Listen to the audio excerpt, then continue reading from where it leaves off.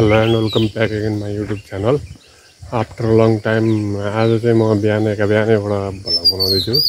आज चाहिँ अब हामी सबै साथीहरु मिलेर बिहान एक्सर्साइज गर्न लागिरहेका छौं। अब त्यसको लागि म साथीलाई उठाउन जाँदैछु यता साथीको घर। साथीलाई उठाउनु र ओइ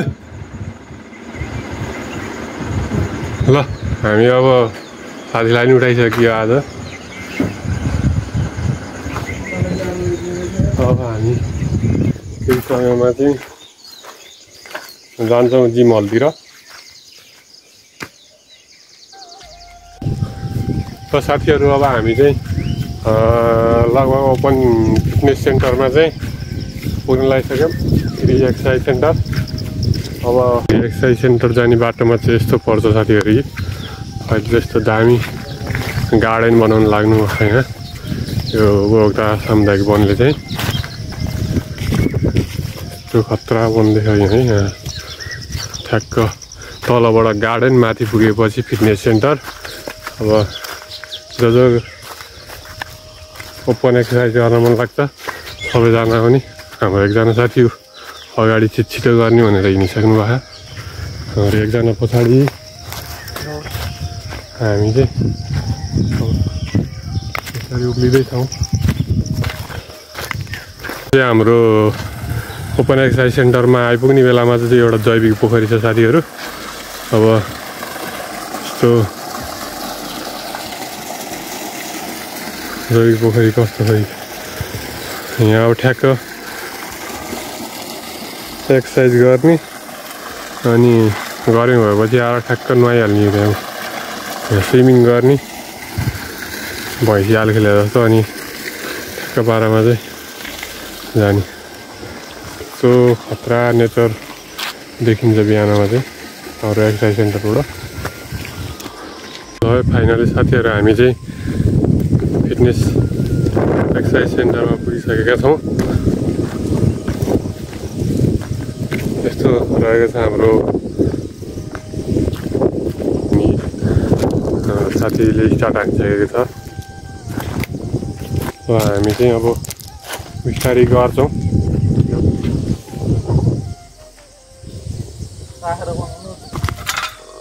अब चाहिँ साथीहरु म पनि गर्न लागिरहेको छु।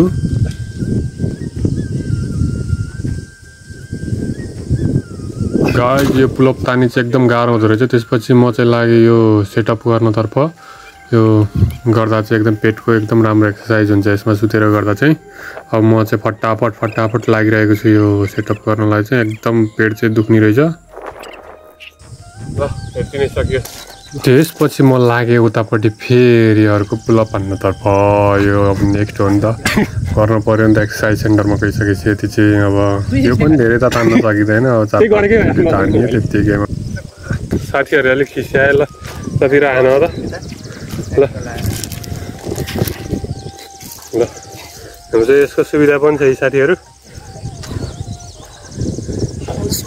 ल यता साथीले नि हान्दैछ, म चाहिँ यता ठ्याक्क यसो भिडियो बनाउँदै रिफ्रेसमेन्ट एकछिन यसो चिसो हावा। हामीलाई फेरि अहिले यहाँ सानो जिम गर्न चाहिँ एकदम सजिलो छ क्या। हावा सर आउँछ, पसिना ससिना सबै। त्यता रमणीय वातावरणमा सर र तलको भ्यू हेर्दै त्यो देखेको चाहिँ देवघाट गाउँपालिका। यो चाहिँ सानो गिउँदी भन्ने बस्ती रहेको छ, त्यो माथि देखेको रातमाटे। हामी रहेको छ यो जङ्गलको बिचमा। ल आनन्द यस्तो हावा चले हेर्नु त साथीहरु, कति मजै बेग्लै छ नि यस्तोमा एक्सर्साइज गर्नुको त। ल है साथीहरु अब म चाहिँ यो गर्न गइरहेको छु।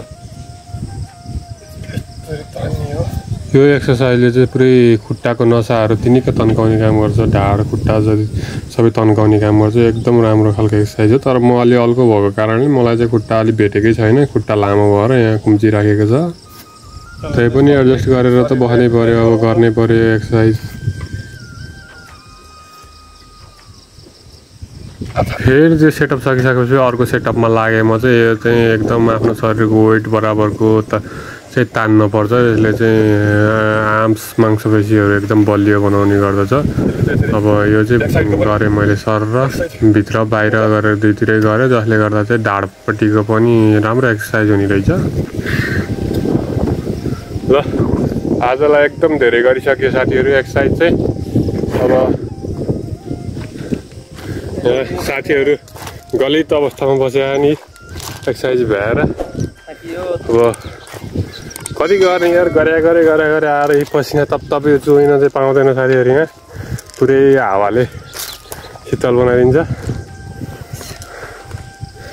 अब फेरि घर जाने बेलामा एक सेटअप त गर्नु पर्यो भनेर फेरि गरियो के अलिअलि एक्सर्साइज यसरी मोबाइल क्यामेरा समातेर साथीहरू। अलिक गाह्रो हुँदो रहेछ यसरी चाहिँ।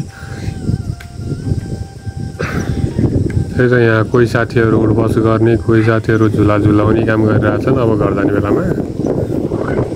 ल हामी चाहिँ यहाँ मस्त पारामा एक्सर्साइज यसरी एकै हातले हान्दै भिडियो बनाउँदै ठ्याक्क लाएर यसरी एक्सर्साइज भइसकेपछि हामी यसरी दौडिँदै चाहिँ फेरि शरीरलाई वार्मअपको लागि चाहिँ यसरी दौडिँदै अघिको अब पानी आएको ठाउँमा चाहिँ हामी गएर एकदम फ्रेस हुन्छौँ। यस्तो छ साथीहरू हाम्रो मुखदिन ठाउँ। अब यहाँ गएर चाहिँ अब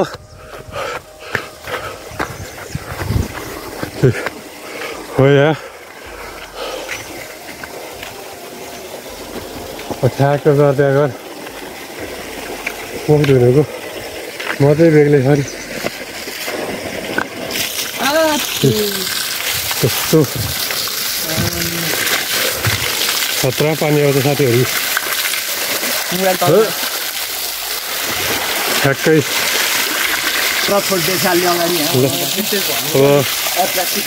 यहाँ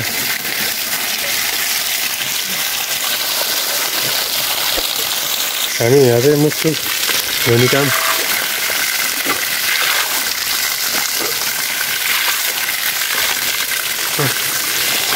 खतरा पानी आएको साथीहरू।